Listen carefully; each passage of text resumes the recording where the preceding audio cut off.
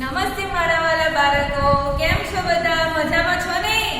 મજા આવી ને બધાને દિવાળી વેકેશનમાં? બધાને મારા તરફથી હેપી દિવાળી અને હેપી ન્યૂ યર. તમે બધાએ ફટાકડા ફોડ્યા? મીઠાઈ ખાધી ને બધાએ? ફરવા ગયેલા બધા? હા, મામાને ઘરે કોઈ જગ્યાએ જોવા ગયેલા છો ને બધા? સરસ, વેરી ગુડ. હવે આપણે બહુ બધી રજા લીધી ને બધાએ, બહુ બધી રજા. હવે આપણે પાછા ભણવાની શરૂઆત કરીએ. સૌથી પહેલા આપણે કયો વિષય ભણવાના છે? ગુજરાતી. ગુજરાતીમાં આપણે શું ભણીએ? મૂળાક્ષર. કમરનો ક, ખરનો ખ ભણીએ ને? તો ચાલો આપણે પાછા ભણવાની શરૂઆત કરીએ. ચાલો મારી સાથે તમારે પણ એક્શન સાથે મૂળાક્ષર બોલવાના છે. ચાલો બોલીએ આપણે.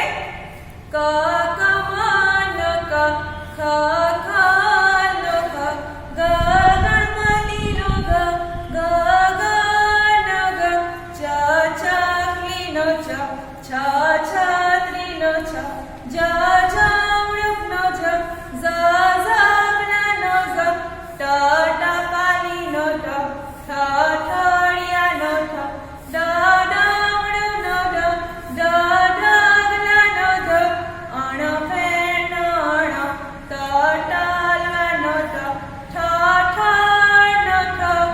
ચાલો, બધાને મજા આવી ને? તમારે પણ આ રીતે બધા મૂળાક્ષર ઘરે મમ્મી પાસે બોલવાના છે. બોલશો ને બધા? સરસ. ચાલો હવે આપણે પુનરાવર્તન જોઈ લઈએ. ખોટા મૂળાક્ષર લખો.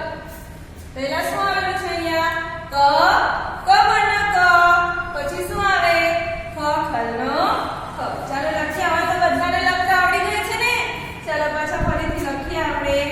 ખ ખલનો ખ, પછી શું આવે? ગ ગણપતિનો ગ, ગ ગણપતિનો. પછી ગ ઘરનો ગ, ગ ઘરનો. પછી ચ ચકલીનો ચ,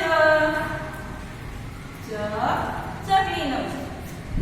પછી છ છત્રીનો છ, છ છત્રીનો છ. છત્રીનો છ પછી શું બોલીએ આપણે? જ જમરૂખનો જ. બધાએ શું લખવાનું? જ જમરૂખનો જ. પછી શું આવે? ઝ ઝબલાનો ઝ. ચાલો. પછી ટ ટપાલીનો ટ આપેલું છે એ જોઈ બધાએ. પછી શું આવે? ઠ ઠળિયાનો ઠ. પછી ડ ડમરૂનો ડ. પછી ઢ ઢગલાનો ઢ. ઢગલાનો ઢ. પછી અણ ફેણનો અણ.